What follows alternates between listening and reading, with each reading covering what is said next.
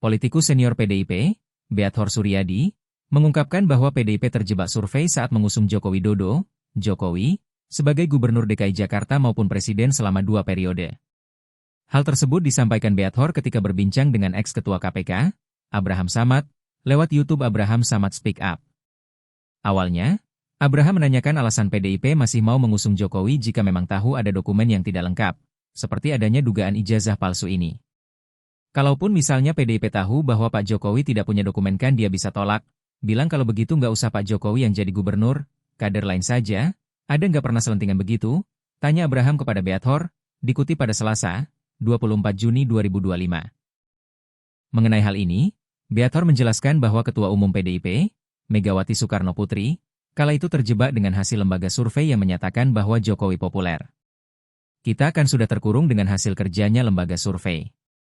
Lembaga survei itu bilang sudah 80%, jadi waktu itu sampai orang bilang Jokowi berpasangan dengan sandal saja dia bisa menang, ungkapnya. Jadi Ibu Mega selalu berstandar kepada hasil survei itu menyebabkan Ibu Mega terjebak, ternyata populer tapi nggak punya ijazah, imbu Beathor. Hal tersebutlah, kata Beathor, yang membuat Taufik Yemas atau suami dari Megawati kecewa. Sebab, sebelumnya, Beathor mengatakan bahwa Taufik sudah memprediksi ada sesuatu yang tidak beres pada Jokowi, seperti rakus kekuasaan.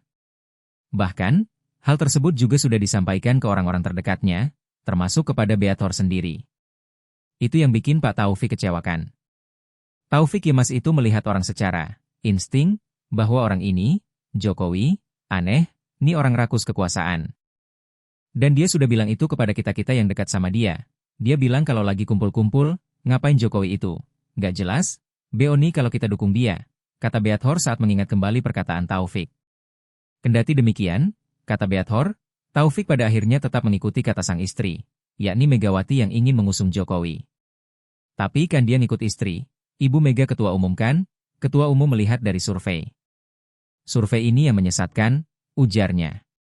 Menurut Beathor, survei yang dilakukan itu hanya mengambil sedikit saja dan sampel yang diambil itu dijebak dengan pertanyaan-pertanyaan yang menyebutkan Jokowi populer.